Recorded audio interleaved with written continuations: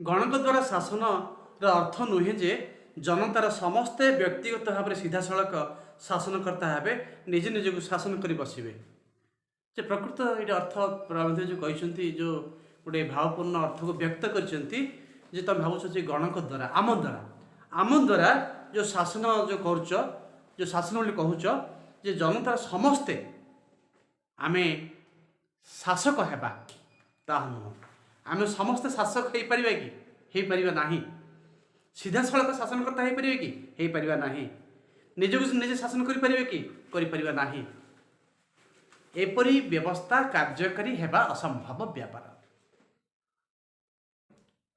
गणक द्वारा तुम भावुच गणक द्वारा आम द्वारा बाय द पीपुल जो कहूँ गणक द्वारा अर्थ नुहे जे जनतार समस्ते व्यक्तिगत भावे सीधा सड़क शासनकर्ता हेबे और निजक निजे शासन करेंगे यह असंभव व्यापार मन हुए तेणु गणतंत्र रे जनता द्वारा जनतार शासन प्रत्यक्ष न हो परोक्ष हेबा ही स्वाभाविक आम कौन करवा जड़े सचोट प्रतिनिधि को भोट देवा प्रतिनिधि चयन करवा निर्वाचित करवा सी आम शासन करेंगे जो प्रतिनिधि कार्यदक्षता थे सचोट थे सत्यवादी थे समाजसेवी थे से भली जड़े व्यक्ति को आम प्रतिनिधि बाछा भोट देवा सी आमको शासन करेंगे तेणु यह प्रत्यक्ष नहीं शासन कौन प्रत्यक्ष नहीं कौन हो परोक्ष आम शासन पाचे केमी परोक्ष भाव आम निज निजे शासन करुचे प्रत्यक्ष नहीं डायरेक्ट नहीं परोक्ष भाव आम निज निजे शासन करुचे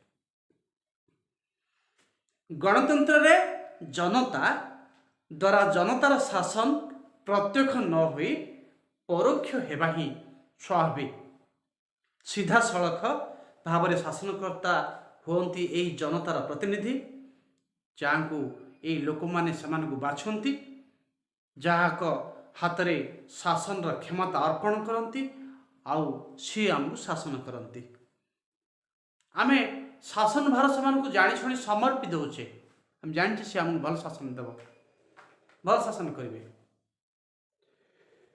तेणु सीधा सड़क भाव में शासनकर्ता हुंती यही जनतार प्रतिनिधि आमे जनता हलु आमे जाको निर्वाचित कलु भोट देलु सी कौन से निजे बाछंती आउ से शासन भार तांको पाखरे तांको निकट समर्पी दियंती तेणु लोक प्रतिनिधि चयन होची जो प्रतिनिधि जो निर्वाचन करुच गोटे गणतंत्र शासनर बैकबोन मेरुदंड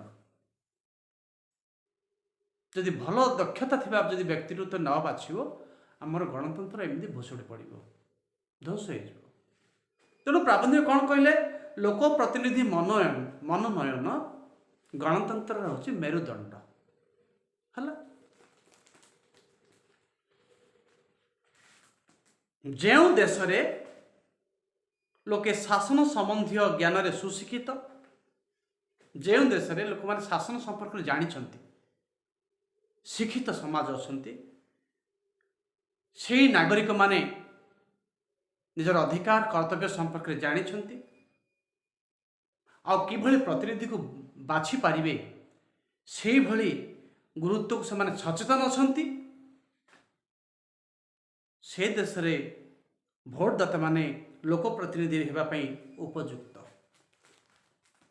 जो माने देश लोक माने शासन संबंधी ज्ञान रे सुशिक्षित निज नागरिक अधिकार ता प्रतिनिधि बाछवार गुरुत्व संबंध में से सचेतन अच्छा कौ भली प्रतिनिधि आम बाछिले आम भल शासन कर सचेतन अच्छा से देशर भोटदाता माने लोक प्रतिनिधि होगापी उपयुक्त प्रत्येक व्यक्ति विशेष दोष गुण क्रियाकलाप चिंताधारा मानसिक दृष्टिकोण साधुता सचोटपणिया तथा कार्य दक्षता संबंध में व्यक्तिगत भाव में ज्ञान संग्रह कर उपयुक्त व्यक्ति को प्रतिनिधि रूप में बाछि नियंती आगुरी कही बारंबार कहूँ जो व्यक्ति सचोट साधुता कर्तव्य परायण कार्यदक्षता थी तार मानसिक चिंताधारा दृष्टिकोण प्रखर थी पुणी तार क्रियाकलाप किभली এইଭଳି ଲୋକଙ୍କୁ ଦେଖି ଆମେ ଭୋଟ ଦେଇ ବାଛିବା ଉଚିତ। ପ୍ରତ୍ୟେକ ବ୍ୟକ୍ତି ବିଶେଷଙ୍କ ଦୋଷ ଗୁଣ, କ୍ରିୟାକଳାପ, ଚିନ୍ତାଧାରା, ମାନସିକ ଦୃଷ୍ଟିକୋଣ, ସାଧୁତା, ସଚୋଟପଣିଆ ତଥା କାର୍ଯ୍ୟଦକ୍ଷତା ସମ୍ବନ୍ଧରେ ବ୍ୟକ୍ତିଗତ ଭାବରେ ଜ୍ଞାନ ସଂଗ୍ରହ କରି ଉପଯୁକ୍ତ ବ୍ୟକ୍ତିକୁ ହିଁ ପ୍ରତିନିଧି ରୂପରେ ବାଛି ନିଅନ୍ତି ସେମାନେ। ଆଉ ଯେଉଁ ଦେଶରେ ଲୋକମାନେ ଜନତା ନିଜ ଅଧିକାର, କର୍ତ୍ତବ୍ୟ, ଜ୍ଞାନ ସମ୍ପର୍କରେ ଅଜ୍ଞ, ଜାଣିନି, ଯେଉଁ ଦେଶର ଲୋକମାନେ ବା ଭୋଟଦାତା ମାନେ ବା ନାଗରିକମାନେ ସେମାନଙ୍କର ଅଧିକାର କର୍ତ୍ତବ୍ୟ ସମ୍ପର୍କରେ ଜାଣିନାହାନ୍ତି, ଅଜ୍ଞ, ସେ ଦେଶମାନଙ୍କରେ ଗୁଣ ଅପେକ୍ଷା ପ୍ରୋପାଗାଣ୍ଡା ହିଁ ବିଶେଷ ଭାବେ କାମ କରେ। ସେହି ଦେଶରେ ଯେଉଁ କହୁଛ ଅନୁନ୍ନତ ଦେଶ, ଅଶିକ୍ଷିତ ଦେଶ, ମୂର୍ଖର ଦେଶ, ଯେଉଁ ଦେଶର ଲୋକମାନେ ନିଜର କର୍ତ୍ତବ୍ୟ ଅଧିକାର ସମ୍ପର୍କରେ ସଚେତନ ନାହାନ୍ତି, ଜାଣିନାହାନ୍ତି, ସେ ଦେଶରେ କିଏ ଶାସନ କରିବ? ପରୀକ୍ଷାରେ ଆସୁଛି ପ୍ରୋପାଗାଣ୍ଡା ହିଁ ଶାସନ କରିବ। ପ୍ରୋପାଗାଣ୍ଡା ହିଁ ବିଶେଷ ଭାବେ ଶାସନ କରିବ। এইଭଳି ଦେଶମାନଙ୍କରେ କେତେ ବିରାଡ଼ି ବୈଷ୍ଣବ ଶାସନ କ୍ଷମତା ପାଇବା ଲୋଭରେ ସେମାନେ କ'ଣ କରନ୍ତି?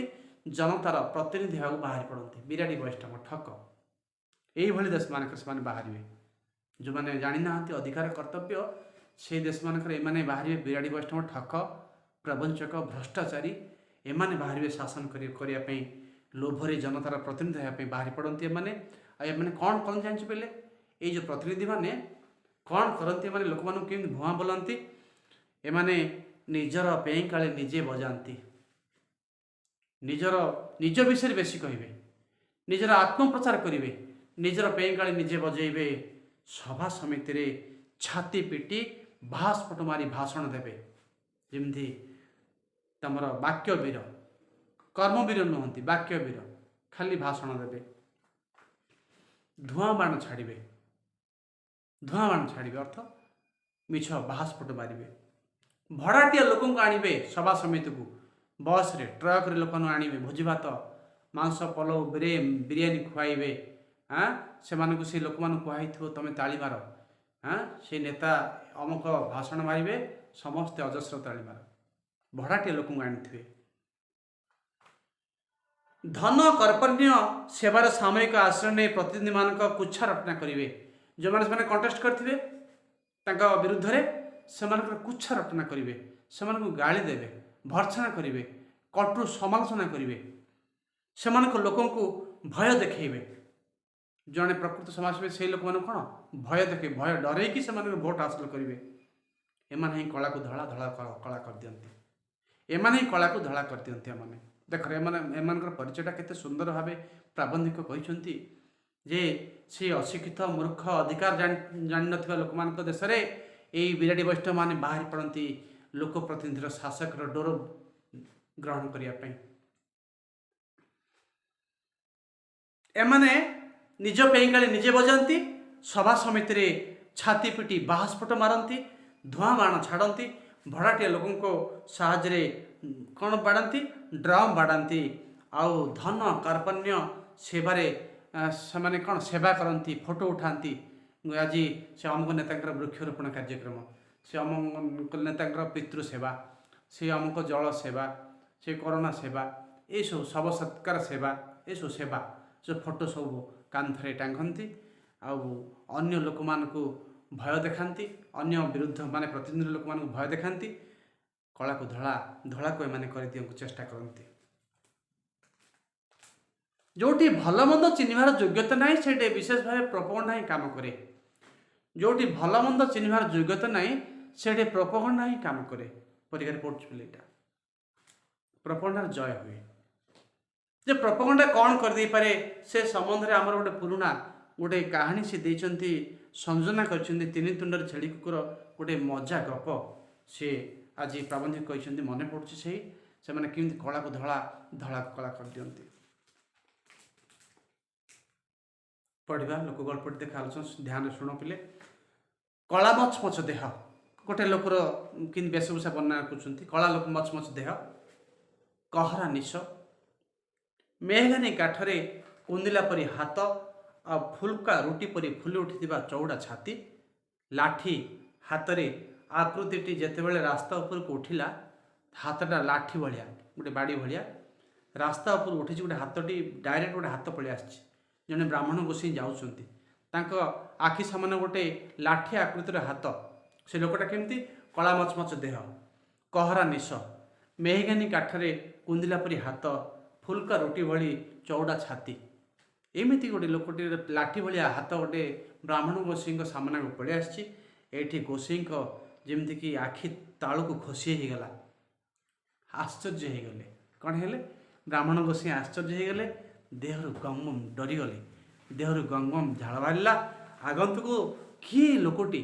आगंतुक चिन्ह पारि थतमत गलारे पुरोहित पचारे तू पाणु कि प्रश्न पाणु कि तू पाणु टिके मुरुकी हसिला प्रकृति से पाणु टिके मुरुकी हसिला आलिकी कला सी ओलिकी पे जाऊे ओलिकी आम मुंडिया मारुचे जुहार करुचे पाद छुँचे सेमती आम परंपरा आम कल्चर आम संस्कृति ओलिकी हेबा झील बोहू मैंने जाकि ओलिकी होती ओलिकी हेले ब्राह्मण गोसाई पाद छुईले ओलिकी हेले जो वार्ड लिखे से वार्ड लिख ओलिकी हेले आउ सी कहले गोसाई महाप्रभु ये भोर भोर कुकुरटे कांधरे बोही कुआड़ चलते आपण गोसाई महाप्रभु सप्रतिभ माने सचेतन हो गले सतरे मो कांधरे कुकुर बोही कि टिके पूर्वावस्था को फेरले कहले हईरे पाणु सतरे कौन 60 वर्ष न पुरले तुमर बुद्धि हुए मो कुकुर धरचे छेली किए कुकुर किए तू चिन्ह पारनु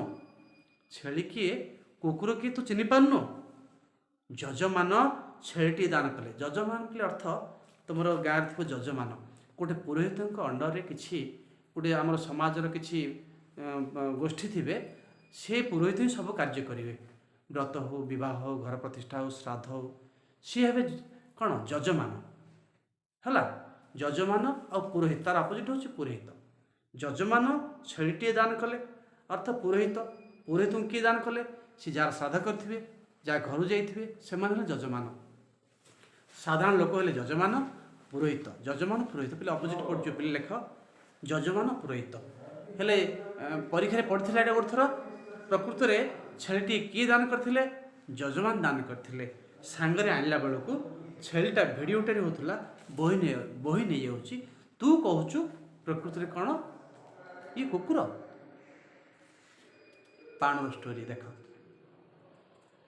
पाणु सुना खिलिपिटा दांत दीटा को भल करी निकुटाई बाट काटी जाऊ जाऊ आउ थे ब्राह्मण कांध उपर आखि बुले आनी टिप्पणी छाड़ा जेते मूर्ख हेले भी कुकुरटा को आउ चिन्ह हेबनी बड़ लोक जवाब नहीं परा सरला पाणुर क्रियाकलाप जिते पुरोहित कहीदेले सप्रतिभा हेले सचेतन हेले पूर्वावस्था फेरी आसिले सी कहले सका मते जजमान मते छेलीटी दान देले सी कौन तांकर स्वप्न थिला देवाई गोटे छेली दान कले छेली पिलाटी तोर 60 वर्ष तोर बुद्धि उदय हो नहीं 60 वर्ष बुद्धि हो नहीं छेली किए कुकुर किए तू चिन्ह पारनु सकाल सकाल मत जजमान देते तो तार पुरोहित कहीदे सी लज्जारे दांत निकुटाई तार दांत हूँ सुना खिली पिटा दांत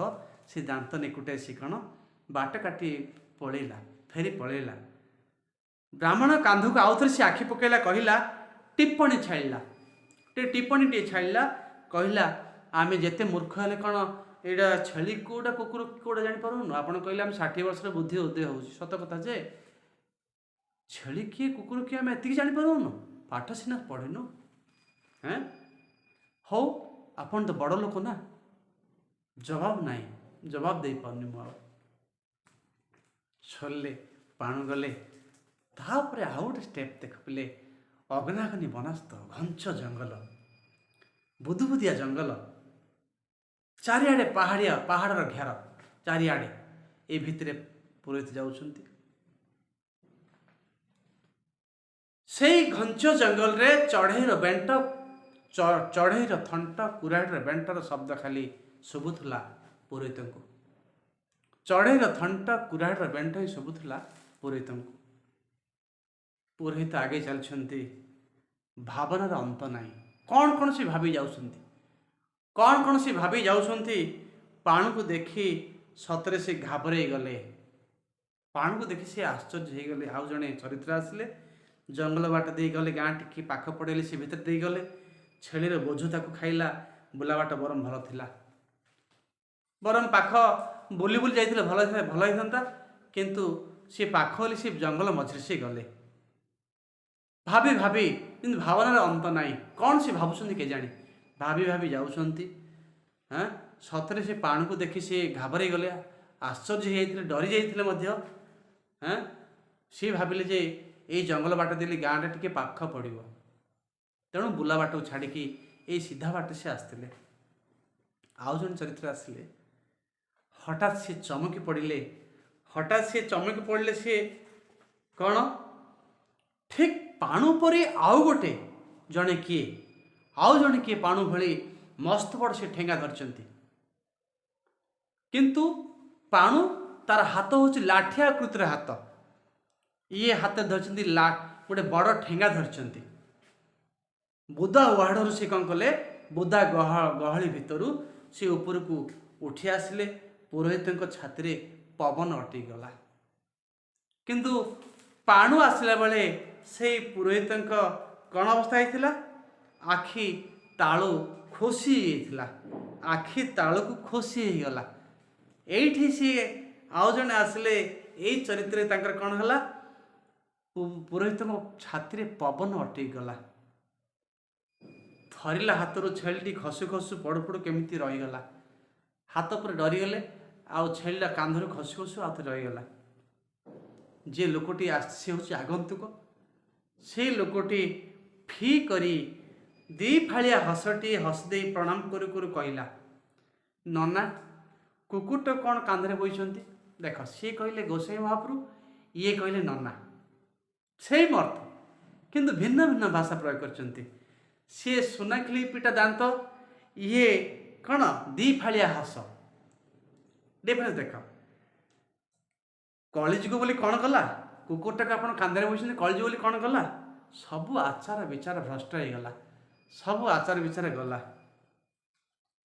पुरोहित टिके अड़ुआर पड़गले पुरोहित टिके अड़ुआर पड़गले कौन कहे कि सी ठीक कर पारे ना सतरे दीज कहले कुकुर छेली को कांधरू तल को ओह्लैले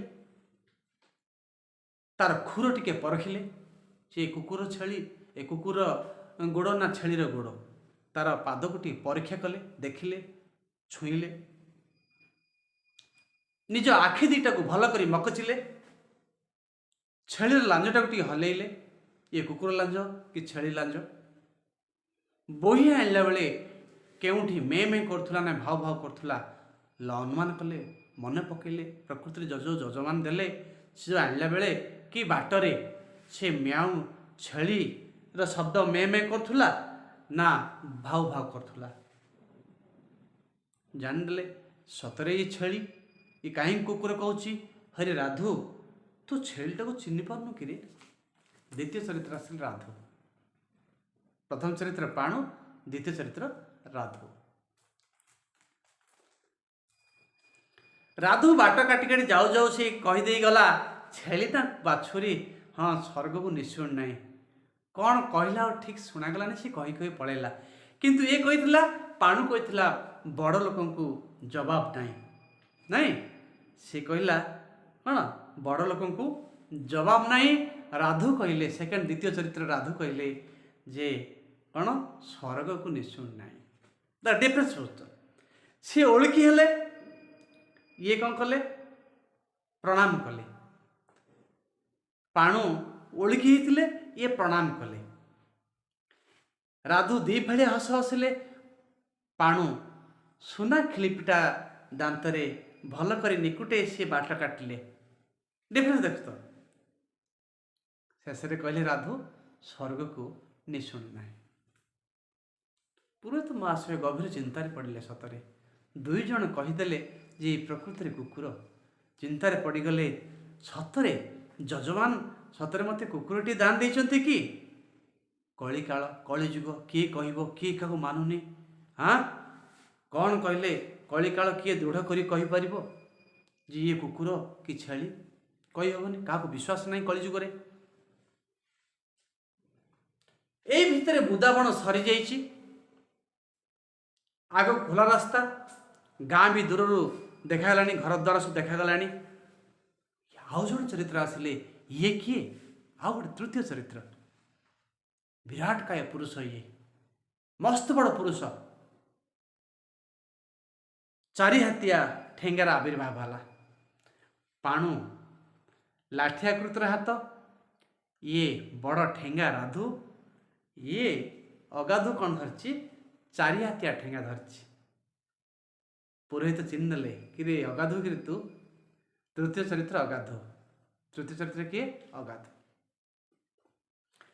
अगाधु भक्तिपूर्ण प्रणाम टे कला आशीर्वाद ग्रहण करू करू साप उपर गोड़ पड़ा चमकी उठिला डेई पड़ा डरी माने साप जमी कि तुम रास्ता जाऊ गोटे साप आसला डेई पड़छ सेमती अगाधु डेई पड़ा ये भक्तिपूर्ण प्रणाम कला देख सी ओलिकी सी राधु होची खाली प्रणाम ये भक्तिपूर्ण प्रणाम कला आ साप उपर गोड़ पड़ा भाई डेई पड़ा अगाधु कहला अवधाने प्रथम कही पाणु गोसाई महाप्रभु द्वितीय कहले नना राधु अगाधु कहले तमर अवधाने एमती जातीय कुकुरटा कौटू पाइले किए बा छेली बोली भूल कर बस भल भुकुची ना यथेष्ट हो सारी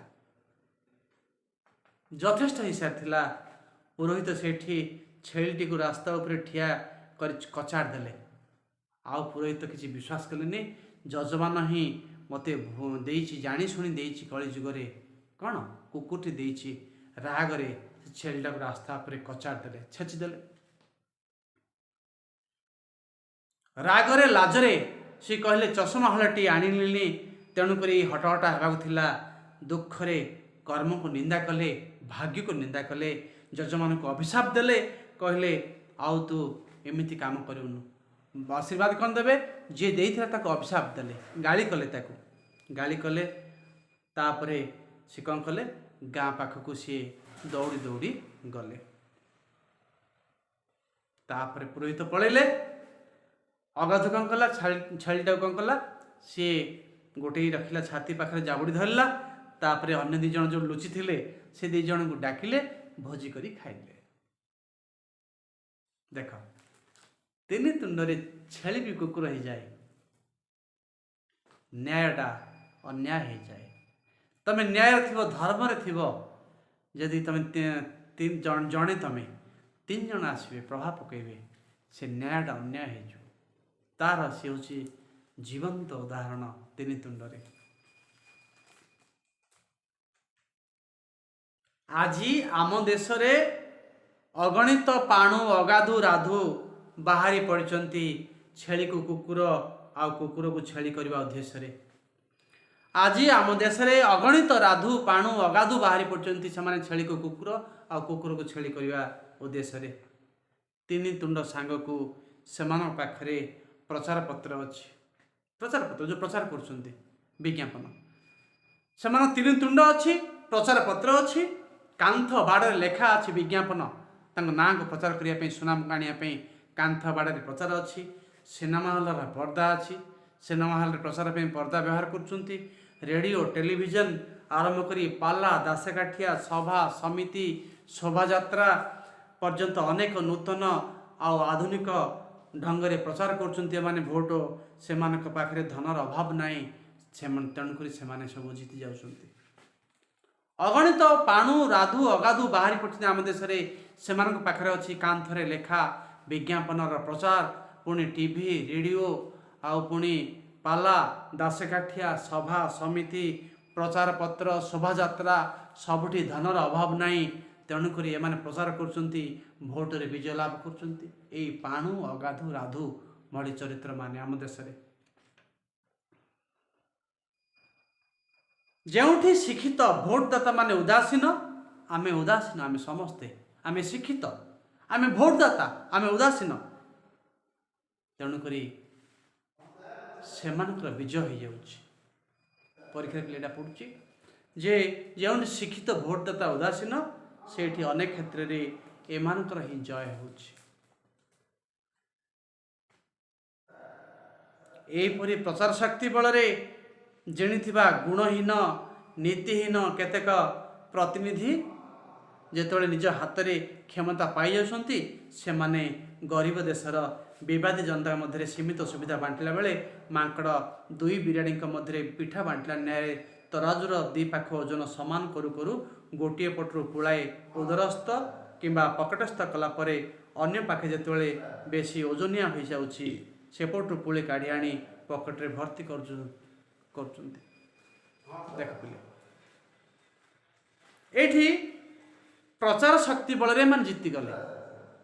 ପ୍ରଚାର ଶକ୍ତି ବଳରେ ଜିତିଗଲେ।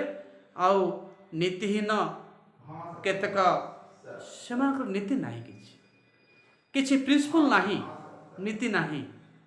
ଏଇ ପ୍ରତିନିଧିମାନେ କ'ଣ କରୁଛନ୍ତି? ନିଜର କ୍ଷମତା ପାଇଯାଉଛନ୍ତି, ପାୱାର, ରାଜନୈତିକ ନେତା ହିସାବରେ ସେମାନେ ରହିଯାଉଛନ୍ତି, କ୍ଷମତା ପ୍ରାପ୍ତ ହେଉଛନ୍ତି।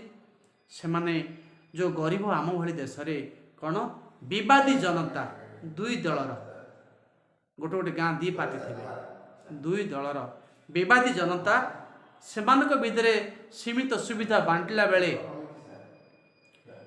ମାଙ୍କଡ଼ ଯେମିତିକି ତୁମର କ'ଣ ପିଠା ବାଣ୍ଟୁଛି, ଦୁଇ ବେରେଡ଼ି ଯେଉଁ କଳି ହେଇଥିଲା, ତୁମେ ଶୁଣିଥିବ, ଦୁଇ ବେରେଡ଼ି ଯେଉଁ କଳି ହେଇଥିଲା, ମାଙ୍କଡ଼ ପିଠା ବାଣ୍ଟିଲେ। ଏଇ ତରାଜୁର ଏଇପଟ ଟିକେ ଓଜନ ହେଲା ପୁଳାଏ, ସେପଟରୁ ଓଜନ ପୁଳାଏ, ଖାଇକି ଯେମିତି ଉଦରସ୍ଥ, ଉଦର ହେଲେ ପେଟକୁ ଖାଇଦିଅନ୍ତି, ଯେମିତି ଖାଇଦିଅନ୍ତି ସେମିତି ଏମାନେ ମଧ୍ୟ ନେତାମାନେ ମଧ୍ୟ ସେଇ ନୀତିକୁ ଅବଲମ୍ବନ କରନ୍ତି। ଯେଉଁ ପାଖେ ବେଶୀ ଓଜନିଆ ହେଇଯାଉଛି ଆଉ ସେପଟରୁ ପୁଳେ କାଢ଼ି ଆଣି ପକେଟରେ ଭର୍ତ୍ତି କରିଦେଉଛନ୍ତି।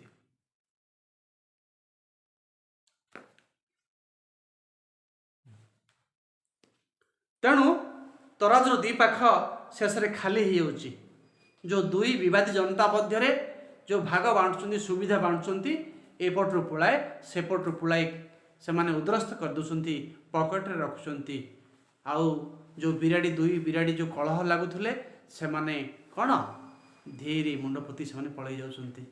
ଏଇ ଲୋକମାନେ, ଗରିବ ଲୋକମାନେ ମଧ୍ୟ ସେମାନଙ୍କର ସେଇ ଅବସ୍ଥା ତଦ୍ରୂପ।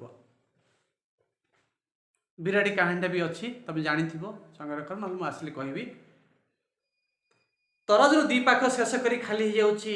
ଆଉ ଜନତା ଜନାର୍ଦ୍ଦନ ଦୁଇ ବିରାଡ଼ିଙ୍କର ପରି ଖାଲି ଓଠ ଚାଟି ଏଇ ପ୍ରତିନିଧିମାନଙ୍କୁ ମିଟି ମିଟି କରି ଚାହୁଁଛନ୍ତି। ଗରିବ ଲୋକମାନେ ସେମାନେ ହିଁ ବାଛିଲେ, ଭୋଟ ଦେଲେ, ଆଉ ଏମାନେ ମିଟି ମିଟି କରି ସେମାନଙ୍କୁ ଚାହୁଁଛନ୍ତି। ହେଲେ ସେମାନଙ୍କୁ ତରାଜୁ ଧରିବାର ସୁଯୋଗ ଦେଲା କିଏ? ଆମେ ଦେଲୁ। ସେ ରାଜନୈତିକ ନେତାମାନଙ୍କୁ ସେମାନଙ୍କୁ ଶାସନ କରିବା ଶିଖେଇଲା କିଏ? ତାଙ୍କୁ କ୍ଷମତା ଦେଲା କିଏ? ଆମେ ଦେଲୁ। ତରାଜୁ ଧରିବା ପାଇଁ ସୁଯୋଗ ଦେଲା କିଏ? ଆମେ ଦେଲୁ। ତେଣୁ ଆମେ ସେମାନଙ୍କୁ ମିଟି ମିଟି କରି ଚାହୁଁଛେ। ଆଉ ଯେଉଁ ଲୋକମାନଙ୍କୁ, ଯେଉଁ ନେତାମାନଙ୍କୁ ତରାଜୁ ଧରିବାର ସୁଯୋଗ ମିଳୁନି ସେମାନେ ମାଙ୍କଡ଼ଚିତ୍ ମାରୁଛନ୍ତି। ଏଇ ଦଳରୁ ଟିକେଟ୍ ମିଳିଲାନି ଠିଆ ହେବା ପାଇଁ, ସେ ଦଳକୁ ଡେଇଁ ପଡ଼ୁଛନ୍ତି। ସେ ଅମୁକ ଦଳରେ ଟିକେଟ୍ ମିଳିଲାନି, ଅମୁକ ଦଳକୁ ପଳାଉଛନ୍ତି। ସେମାନେ ମାଙ୍କଡ଼ଚିତ୍ ମାରୁଛନ୍ତି, ରାଜନୈତିକ ପଟ ପରିବର୍ତ୍ତନ କରୁଛନ୍ତି ସେମାନେ। କିନ୍ତୁ ଆମେ ଭକୁଆ, ଆମେ ଯେମିତି ନୀରବରେ ବସିଛେ ପୁଣି ସେମିତି ବସିଛେ, ଆମେ ଭୋଟ ଦେଉଛେ ଖାଲି। ତାପରେ ଆରମ୍ଭ ହେଇଯାଉଛି ବାଉଁଶରାଣୀ ଖେଳ। କେଉଁ ନେତା ଲାଠିଟିଏ ଧରୁଛି, ଦେଖ କେମିତି ଖେଳ ଆରମ୍ଭ ହେଉଛି। ଲାଠିଟିଏ ଧରୁଛି, ଧୋତି ଧଳା ନାଲଚି ପକାଉଛନ୍ତି, ଟୋପି ପିନ୍ଧୁଛନ୍ତି, ଛତା ଧରୁଛନ୍ତି, ଗାଁ ସାରା ପ୍ରଚାର କରୁଛନ୍ତି। କିଏ ରଙ୍ଗ ବେରଙ୍ଗର ଛତାଟିଏ ଧରୁଛନ୍ତି, ବାଉଁଶ ଖୁଣ୍ଟ ମଧ୍ୟରେ ବନ୍ଧା ହେଇଥିବା ତାର ଦଉଡ଼ି କାରସାତି ଦେଖାଉ ଦେଖାଉ ବେଳେବେଳେ ବିଚିତ୍ର ଗତିରେ ଗୋଟିଏ ଗୋଡ଼ରେ ଭଅଁର ଖେଳି ସେମାନେ ଦିଗ ପରିବର୍ତ୍ତନ କରିଦେଉଛନ୍ତି। ଏଇ ନେତାମାନେ ଯଥା ସମୟରେ ଖେଳ ଭାଙ୍ଗୁଛି, ସରିଲା ଖେଳ, ଜିତିଲେ ଭୋଟରେ, ପୁଣି ଆଉଥରେ ନୂତନ ଆଉଥରେ ଡ୍ରାମା ଆରମ୍ଭ ହେଉଛି।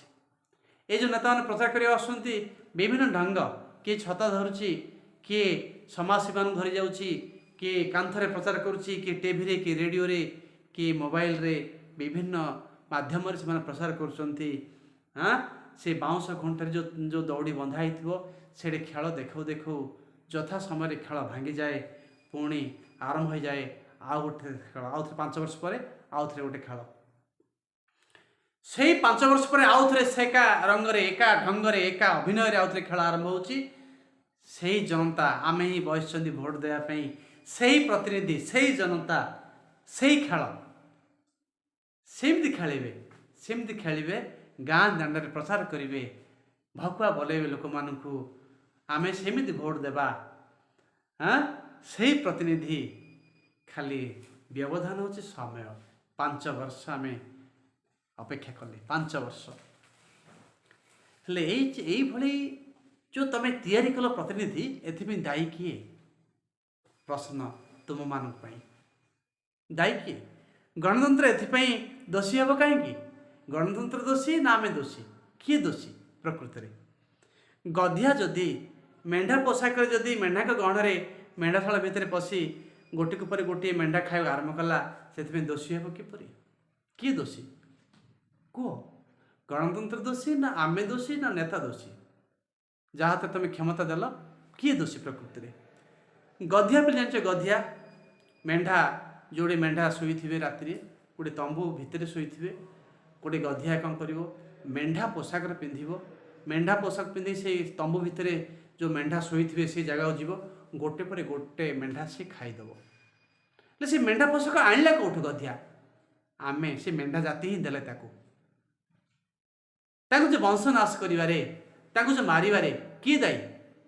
ଗୋଟିକରେ ଗୋଟିଏ ମେଣ୍ଢା ଯେଉଁ ଖାଇବାକୁ ଆରମ୍ଭ କରିଦିଏ, ସେଥିପାଇଁ ମେଣ୍ଢାମାନେ ହିଁ ଦାୟୀ। ଆମେ ଯେଉଁ ପ୍ରତିନିଧି ବାଛିଲେ, ଆମେ ଭୋଟ ଦେଲେ, ସେଇ ଖେଳ ଦେଖେଇଲେ, ସେଇ ଅଭିନୟ କଲେ, ସେଥିପାଇଁ ଆମେ ଦାୟୀ, ଆଉ କିଏ ଦାୟୀ ନାହିଁ। କିନ୍ତୁ ଗଣତନ୍ତ୍ର ଶାସନ ଯେ ଶ୍ରେଷ୍ଠ ଶାସନ, ଏଥିରେ ଦ୍ୱିମତ ନାହିଁ। ନିଃସନ୍ଦେହ ଯେ କୁହାଯାଇପାରେ ଗଣତନ୍ତ୍ର ହେଉଛି ସବୁଠୁ ସର୍ବୋତ୍କୃଷ୍ଟ ଶାସନ। କିନ୍ତୁ ମନ ଭିତରେ ପ୍ରଶ୍ନ ଉଠେ, ଗୋଟେ ନ୍ୟାଚୁରାଲ ପ୍ରଶ୍ନ, ଯେ ଆମେ ପ୍ରକୃତରେ ଗଣତନ୍ତ୍ର ଶାସନ ପାଇଁ ଉପଯୁକ୍ତ କି? ତମେ ଭାରତ ଭଳି ମହାନ ପବିତ୍ର ଦେଶରେ ରହିବା ପାଇଁ ଯୋଗ୍ୟ କି? ଗଣତନ୍ତ୍ରରେ ଶାସିତ ହେବା ପାଇଁ ଯୋଗ୍ୟ କି? ପ୍ରଶ୍ନ କରିଛନ୍ତି ପ୍ରାବନ୍ଧିକ। ଯେଉଁ ଶାସନ ପାଇଁ ତମେ ଉପଯୁକ୍ତ, ତମେ ସେଇ ଶାସନ ପାଇବ। ତମେ କେଉଁ ଶାସନ? ଗଣତନ୍ତ୍ର ଶାସନ ପାଇଁ ଉପଯୁକ୍ତ ନା ତମେ ପାଣୁ, ଅଗାଧୁ ଆଉ ରାଧୁର ଶାସନ ପାଇଁ ଉପଯୁକ୍ତ? ତମେ ହିଁ କହିବ। ଯିଏ ଯେଉଁ ଶାସନରେ ଉପଯୁକ୍ତ, ସେ ସେୟା ହିଁ ପାଏ। ତେଣୁ ଆଜି ଆମର ଏ ଅବସ୍ଥା ପାଇଁ ଆମେ ନିଜେ ହିଁ ଦାୟୀ। ଆମେ ଗଣତନ୍ତ୍ର ପାଇଁ ଆମେ କିଏ ଦାୟୀ? ଆମେ ନିଜେ ହିଁ ଦାୟୀ। ଗଣଶିକ୍ଷା, ଗଣଚେତନାର ଅଭାବ ଥିବା ଯାଏଁ ଗଣତନ୍ତ୍ର ସଫଳତା ଆଶା କରିବା ବିଡ଼ମ୍ବନା ମାତ୍ର। ତେଣୁକରି ଏଇଟା ହେଉଛି ଲାଷ୍ଟ କନକ୍ଲୁଜନ, ଶେଷ ବାକ୍ୟଟି ପିଲେ ଶୁଣ, ଯେ ଆମର ଗଣଶିକ୍ଷା ଆଉ ଗଣଚେତନା ଆମେ କନସିୟସ୍ ହେଇପାରୁନେ। ଗଣଶିକ୍ଷା, ଗଣତନ୍ତ୍ରର ଅଭାବ ଯାଏ, ଚେତନାର ଅଭାବ ଯାଏ, ଗଣତନ୍ତ୍ର ସଫଳତା ଆଶା କରିବା ଦୁର୍ଭାଗ୍ୟ, ବିଡ଼ମ୍ବନା ମାତ୍ର। ସରିଲା 3 ତୁଣ୍ଡରେ। ସମସ୍ତଙ୍କୁ ଧନ୍ୟବାଦ।